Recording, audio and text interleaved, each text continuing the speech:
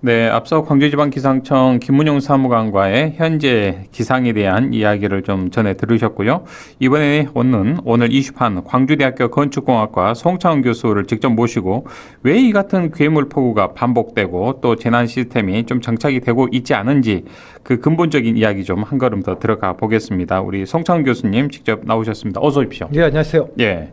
교수님, 이런 자연재난이나 어떤 사회적 재난이 있을 때는 굉장히 좀 많이 바쁘시죠? 네, 많이 바쁩니다. 일부러 오늘 또 나와 주셨습니다. 감사드립니다. 예, 중요한 얘기인 것 같아요. 그러니까요. 예.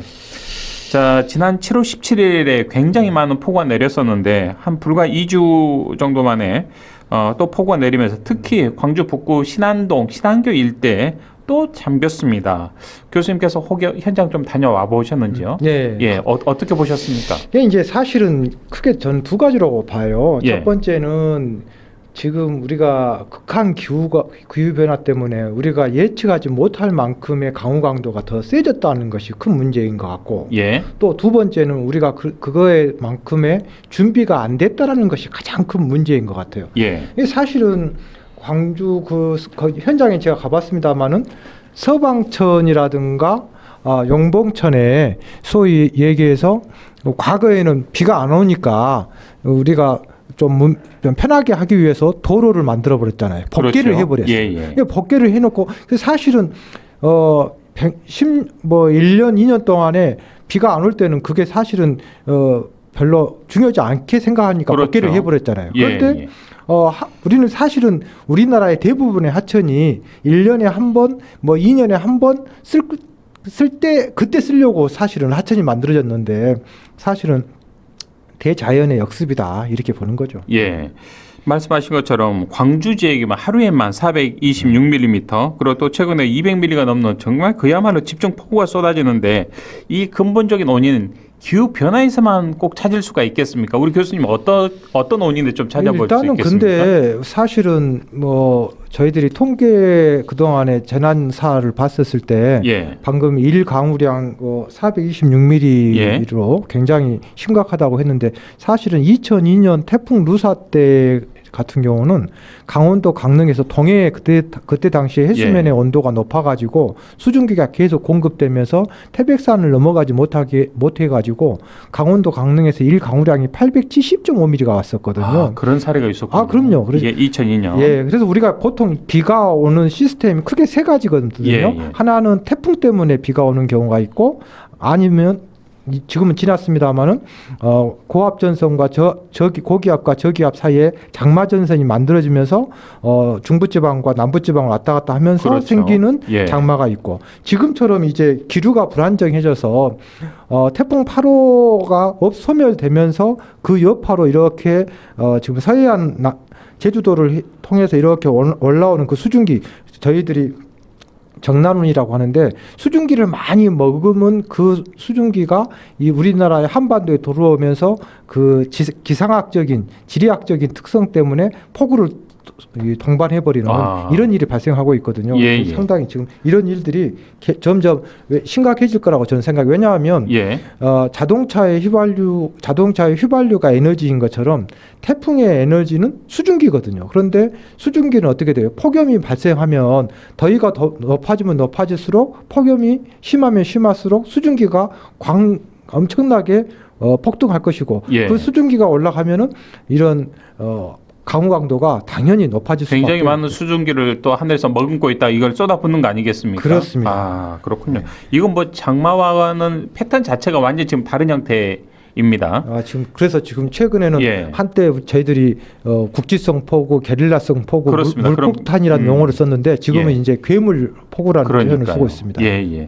자, 교수님께서는 광주 지역의 하수도 배수 시스템이 현재 설계되기로는 당초에 시간당 80mm 정도를 좀 감당할 수 있도록 머물러 있다라는 지적을 주셨는데 현재 시스템이 이번처럼 또 집중 폭우, 게릴라 폭우가 내릴 경우에 시간당 100mm도 감당하지 못한다라는 지적을 주셨습니다. 네. 좀 더 쉽게 설명 좀 해주시겠습니까? 저희들이 일반적으로 우리 하수관, 도시의 하수관 설계할 때 보통 30년 빈도의 폭우가 오는 것으로 설정해서 하수관의 광경을 예. 결정을 합니다.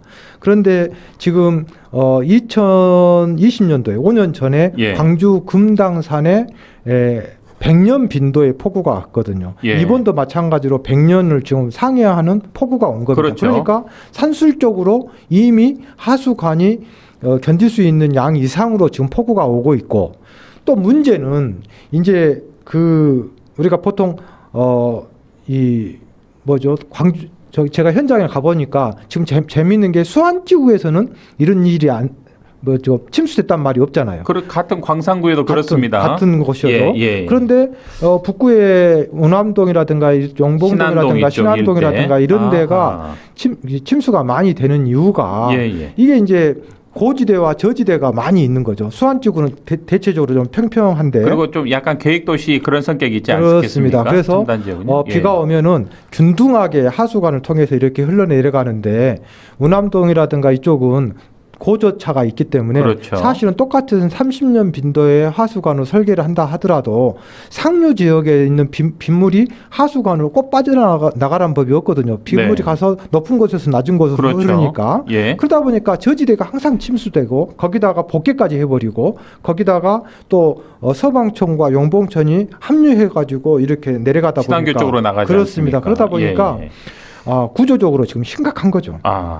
지금 광주 지역의 그런 직경이 상당히 좀 좁은 그런 직경이 무려 143km에 이르는 것으로 파악이 되는데, 문제는 이걸 다 교체를 하려면 굉장히 많은 시간과 예산이 수반 동반되어야 하는데, 좀 물리적으로 당장 고치기에는 좀 힘들 것 같고요. 제한이 될 것 같고, 현재로 본다면 이 같은 자연 재난은 계속 되풀이될 수밖에 없는 구조적인 지금 설계가 돼 있는데, 교수님께서 어떻게 보십니까? 저는 죄송한 얘기지만 맞아 죽을 각오로 한마디 하면 지금 이거를 단기적으로 뭘 해결하고 반짝하다가 다 잊어버린 것이 제일 큰 문제라고, 제일 큰 재난이라고 생각해요.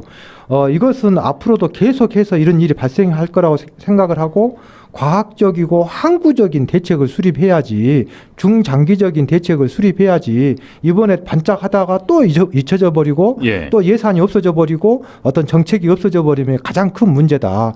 실제로 2010년도에요. 서울에서 엄청난 폭우가 생긴 적이 있습니다. 기억나신가요? 광화문이 침수가 되고 강남이 침수가 됐었어요. 당시에 어떤 정치인 얘기해서 좀 그렇습니다만, 고 박원순 시장이 도시의 이 수방에 대해서 고민이 되어가지고 일본 동경을 벤치마킹하러 일주일 동안 갔다 와서 만든 보고서가 있거든요. 저도 그 보고서를 읽었는데, 일본 동경 같은 경우에는 이러한 것들을 벌써 예측을 하고 100년, 200년, 500년 빈도의 폭우에 견딜 수 있도록 하기 위해서, 방금처럼 광주 용봉동이다 그러면 고지대에 있는 물이 바로 콘크리트라든가 아스팔트를 통해서 하수관을 통해서 저지대에 엄청나게 피해를 주니까 어떻게 했겠어요? 고지대에 있는 물을 머금게 하는 거죠. 저장하는 거죠. 그래서 가가호호 물을 담을 수 있는 저수 탱크라든가, 또 약간 큰 규모의 저류죠. 그리고 초등학교라든가 중학교라든가 공원 밑에다가 대규모 물탱크를 만듭니다. 그래서 그 저류조를 만들어서 100년 빈도, 200년 빈도의 폭우가 오면 30년 빈도의 폭우가 온 것은 하수관으로 그대로 보내고, 그 차이만큼은 초과되는 그 강수량, 그렇죠. 저희들이 이제 그걸 피크로드라고 하는데, 혹은 오버로드라고 하는데, 그 강우 강도만큼을 계산을 해서 저장할 수 있는 저장 탱크를 만들고, 그 저장 탱크 순수하게 저장 탱크만 하기도 하고, 어떤 곳은 조금 더 돈을 들여서 거기를 주차장으로 만들기도 하고, 또 어떤 곳은 거기를 방공으로 쓰기도 하고. 평소에 이렇게 활용을 하다가 이 재난 시에는 바로 이렇게 전환시키는 거군요. 이제 기상청에서 예측을 해가지고 거기 안에 있는 시설들을 전부 다 빼자 해가지고, 실제로 지금 그 광화문 바로 앞에 광화문 청사가 있거든요. 서울 청사가. 그 서울 청사가 3층인데 평상시 때는 주차장으로 씁니다. 원래 주차장이었으니까. 그런데 이머전시 상황이 되면 거기를 물을 태우는 걸로, 광화문 광화문에 침수를 한번 경험한 다음부터 그렇게 하고 있거든요. 예, 그래서 예. 우리 광주광역시도 이제 저는 죄송한 얘기지만 저희 기상 또 재난하는 사람들은 지금 언론에서 100년 빈도, 200년 빈도로 굉장히 막 심각하게 생각하는데 저희들은 지금 500년 빈도까지도 생각을 해야 할 시점이다. 예. 예를 들어서 제가 그 논거를 좀 말씀드리면 저희들이 100년 빈도, 200년 빈도 이런 얘기를 어떻게 하냐면 국토교통부의 도로 배수 시설 설계 및 관리 지침에 정확하게 명기가 돼서요. 시간당 강우 강도를 제가 한번 청취자분들을 위해서 불러드리면 10년 빈도가 61.8, 50년 빈도가 81.3, 100년 빈도가 89.5, 200년 빈도가 97.8, 500년 빈도가 108.6밖에 안 돼요.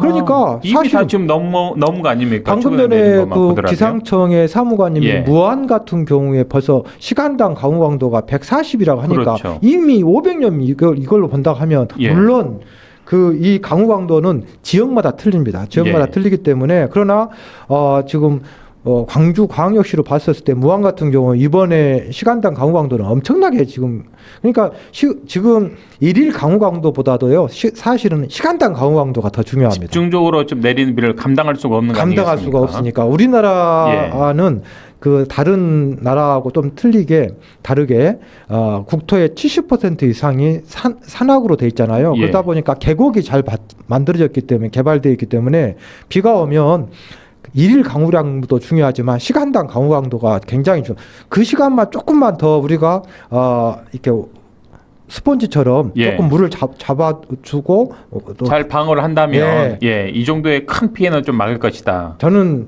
지금 말씀. 이게 자꾸 얘기하지만 도심지의 침수는 갑작스럽게 예견하지 못하는 산사태하고 또 틀리거든요. 이건 어느 정도 예측할 수가 있고 또 침수가 되는 곳이 항상 침수가 되고 있기 때문에 얼마든지 100년 빈도, 200년 빈도의 폭우를 우리가 막을 수는 없어요. 오지 못하게 할 수는 없잖아요. 네. 그럼 온 것을 얼마든지 슬기롭게 우리는 이겨낼 수 있다. 공학적으로. 물은 높은 곳에서 낮은 곳으로 흐르고 낮은 곳이 항상 침수가 되기 때문에 그 낮은 곳을 어떻게 케어할 것이냐. 우리가 좀만 고민하면 얼마든지 이겨낼 수 있는데 이것은 행정의 연속성이라든가 예산의 연속성 이런 것들이 우선순위가 잘못되다 보니까 이런 문제가 계속되는 거죠. 예. 자, 그렇다면 우리 교수님의 말씀의 연장선에서 상습적으로 지금 침수가 되고 있는 우남동, 또 동구 계림동, 극락천 일대, 또 이 북구 신안교 일대에 대해서 현 단계에서 그렇다면 그나마 조금이라도 좀 피해를 감소시키기 위해서는 어떤 좀 맞춤형 대안을 좀 바로 적용해야 된다고 보십니까? 저는 이제 우선 두 가지 방법으로 해야 되는데 하나는 이제 하드웨어적으로 토목공학적으로 방재공학적으로 수공학적으로 이렇게 공사를 해야 되고 두 번째는 재난행정이 같이 가져야 되는 거죠. 그래서 강남 같은 경우에 몇 년 전에 엄청난 폭우가 와가지고 저는 솔직히 재난안전을 한 사람으로서 굉장히 당황했는데 우리나라의 지금 기초지자체 지금 현재의 강남에 침수가 됐었을 때 그 강남의 시민의 생명과 재산을 돌보도록 되어 있는 것은 대통령도 아니고 총리도 아니고 행정안전부 장관도 아니고 우리나라 재난안전기본법 25조 사항에 정확하게 명시가 되어 있습니다. 228개 시군구청장, 기초지자체장이 재난관리 책임기관의 장이 되게 되어 있습니다. 북구면 북구청장이 책임자군요. 그렇습니다. 광주 같은 경우는 시장도 아닙니다. 그렇습니다. 따지고 보면 그렇습니다. 법률적으로만 따지자면 정확하게 얘기하면 광주광역시장은 컨트롤 타워를 하고 지원하고 동구청아, 남구청아 뭐가 필요하냐, 장비가 필요하냐, 인력이 필요하냐, 예산이 필요하냐 그런 것들을 컨트롤 타워를 해주는 거고 실제 1592년도에 임질의 난란이 일어났을 때 당시 왕이 선조가 하는 것이 아니라 현장 지휘관인 이순신 장군에 의해서 된 거잖아요. 결국은 전 세계 글로벌 스탠다드가 기초지자체 현장 지휘관한테 모든 책임과 권한을 줬기 때문에 그 지역의 특성을 정확하게 알고 있는 기초지자체장들이 정말 이걸 옳으신 말씀이십니다. 제대로 해야 돼요. 예. 자, 그런데 지금 우리의 지금 구조를 보면 모든 언론 보도에서는 광주시장께 화살이 집중되고 있습니다. 예. 아무튼 이런 부분들도 좀 새롭게 그런 인식들은 좀 하나씩 저희들이 이제 언론이나 저희들이 또 이제 반성해야 되는데 해당 지자체장이 더 동네 골목 구석구석 더 잘할 거 아니겠습니까? 과거에 충북 제천에 목욕탕 2층에서 화재 나가지고 그때도 대통령이 책임져야 된다, 뭐 총리가 책임져야 된다라고 막 얘기했던 거 예. 아닙니까? 그러니까 사실은 재난 안전에 대해서 잘 모르는 얘기죠. 예, 법적으로는 해당되는 관할 지자체장이 책임이고 관리 감독 권한이 있다. 그렇습니다. 예. 실질적인 것은 예. 정무적으로 이제 대통령이 과거에 당연합니다. 조선시대 때도 예, 모든 책임은 다 그렇습니다. 최종 지휘관에게 가뭄이 들면 그렇습니다. 모든 것은 짐의 부덕의 탓이요 하고 예. 우리가 석고대지하고 그랬잖아요. 그렇죠. 자, 어찌됐든 뭐 광주시는 대심도 배수터널 그리고 저류지 교각 철거 등등의 이제 대책을 제시하고 있습니다만 이 역시 뭐 예산 규모나 공사 기간 등의 문제로 실현 가능성은 굉장히 좀 낮아 보입니다. 뭐 이 비전문가인 저희들이 보기에도요. 어떤 점이 가장 현실적인 좀 대안으로 꼽을 수 있을까요? 저는 그러니까 지금 제일 큰 문제는 예. 공학적으로 또 방재학적으로 얼마든지 저희들이 기술이 충분합니다. 예, 로우 데이터도 충분하고 외국 사례도 있고 선진 기법도 있고 잡을 수 있어요. 자신 있어요. 다만 광주광역시가 민주인권 도시잖아요. 과연 지금 5년 전에 침수가 됐잖아요. 많은 경험을 했잖아요. 피해를 입었잖아요. 그러면 뭔가 바꿔줘야 되고 달라져야 되고 뭔가 더 진화를 해야 되는데 재난안전이라고 하는 것은 끊임없이 과거에 아프고 부끄러운 재난에서 모티브나 교훈을 찾아서 안전한 미래를 도모하려고 하는 노력이 있어야 되는데 우리 사회는 분노와 무지의 반복 사회다. 재난이 생기면 분노했다가 며칠만 지나면 또 관심 없어지고 예. 사회 전체가 전반적으로 그거에 대해서 너무 무관심하고 무지해버리는 것이 제일 큰 재난인 거죠. 네. 자, 재난은 물리적 인프라만으로 막을 수 없다라는 지적도 나오는데 도시의 전반적인 위기 관리 체계를 좀 차제에 바꿔야 한다라는 주장에 대해서 교수님께서는 어떤 생각이신지? 사실은 이제 그 토목공학적으로 이게 배수 시스템을 공사하는 것도 중요하지만 사실은 우리 사회 구성원들의 재난 안전에 대한 그 공직자들의 행정 또 매뉴얼 체계 또 재난 안전에 대한 프로세스 절차 또 우리 140만 광주 시민들의 재난 안전에 대한 어떤 안전에 대한 인식, 의식, 문화가 바뀌어지지 않는 한은 절대로 이러한 괴물 폭우를 이겨낼 수가 없거든요. 그래서 네. 전반적으로 재난 행정도 도전적으로 이렇게 심하게 광주시청 공무원들이 5개 구청 공무원들이 재난이 생겼었을 때 이렇게 심하게 해도 되나 싶을 정도로 경찰, 소방, 노란색 민방위복을 입고 있는 공직자들이 유기적으로 움직여야 되겠고요. 긴급구조통제단이라든가 통합지원본부라든가 지역재난대책본부라든가 재난안전법이 있거든요. 네. 축구를 마구잡으로 하는 게 아니라 축구도 사사이 뭐 전술이 있지 않습니까? 시스템적으로 하는 거죠. 그렇습니다. 네네. 포메이션이 있는 것처럼 예. 재난도 그런 포메이션이 있거든요. 그런 것들을 해야 되고 제일 큰 또 저는 자꾸 얘기하지만 이번에도 그랬습니다만은 신기한 게 이 재난의 피해자들이 항상 어떤 군이 있어요. 소위 안전약자라는 거죠. 네. 어린이나 노약자나 장애인이나 여성이나 또 커뮤니케이션이 안 되는 외국인입니다. 최근에는 이런 물난리의 대부분이 어르신들이 60대 이상이 집중적으로 되고 있거든요. 그러면 이런 안전 약자들이 똑같은 우리가 인권을 갖고 있는데 광주 민주인권 도시에서 그러한 기울어진 운동장을 바로 세우는 것이 관이해야 되고 우리 시민들이 해야 되는 거잖아요. 그래서 그러한 시스템도 조금 뭔가 품격 있는 안전 사회가 네. 됐으면 좋겠어요. 또 광주시에도 이른바 범시민 재난안전 추진단이라는 조직이 있지 않겠습니까? 예. 교수님? 예. 현재 이 추진단에 좀 체계 강점을 좀 보완을 하고 이걸 좀 활성화하고 보완해야 한다면 어떤 점을 보완해야 이게 좀 제대로 움직이고 있는지 모르겠습니다. 이게 잘 안 되고 있죠. 그러니까요. 이게 이름은 사실은 좋습니다. 범시민 재난안전 추진단.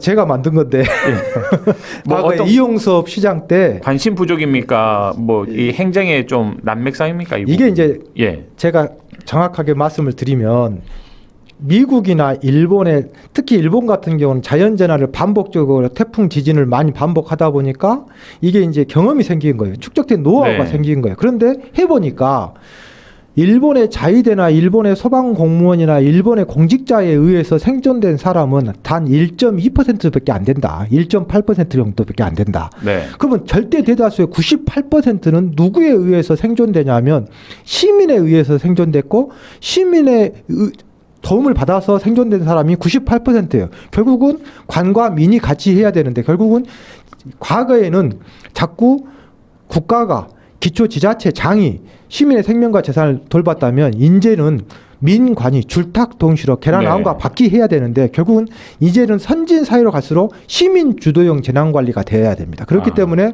범시민 재난안전 추진단이 저는 빨리 정착이 돼야 되는데 이게 이제 예산도 없어져 버리고 지금 그래가지고 유명무실화 되어가고 그렇군요. 있죠. 이렇게 좋은 좀 조직 체계들을 제도를 놔두고 좀 활용을 하지 못하고 있다는 게 좀 안타깝기도 합니다. 일본에서는요 초나이카이라고 하는 조직이 있고 미국에서는 CERT라고 하는 조직이 있거든요. 예. 그런데 이게 관 주도형이 아니라 시민 주도형으로 만들어집니다. 그러니까요. 재밌는 것은 일본 같은 경우는 초나이카이라고 하는 그런 조직이 있는데 재밌는 것이 어른과 아이들이 학생들이 함께 태풍, 홍수, 지진에 대해서 함께 학습하고 부족한 부분을 끊임없이 본인들이 찾아가지고 아잔데를 만들어서 야 이번에는 이거 훈련해보자, 이번에는 이거 교육해보자 해가지고 끊임없이 진화를 하고 있거든요. 그게 몸에 배어 있군요. 그렇죠. 이분들은. 재난 안전은 입으로 하고 머리로 하는 것이 아니라 알겠습니다. 몸이 움직여야죠. 자, 끝으로 이 방송 듣고 계신 우리 지역민들, 청취자분들께 우리 교수님 하시고 싶은 당부의 말씀이 있으실 것 같습니다. 메시지 한 말씀 주시죠. 저는 이제 지피지기면 백전백승이다. 재난 안전은 충분히 우리가 그동안에 살아온 것이 재난을 이겨내는 역사였지 않습니까? 과거에 14세기에 유럽 인구의 절반을 사망케 했던 것이 흑사병인데 그걸 우리가 이겨냈잖아요. 이번에 코로나도 이겨냈잖아요. 얼마든지 이겨내는 것이 우리의 역사이기 때문에 이번에 이런 도시의 홍수 같은 경우는 조금만 더 과학적이고 기술적으로 또 지속적으로 140만 시민이 관심을 좀 가져줬으면 좋겠습니다. 네. 자, 교수님 오늘 귀한 시간 또 함께 해주셔서 고맙습니다. 고맙습니다. 지금까지 광주대학교 건축공학과 송창은 교수와 이야기 나눴습니다.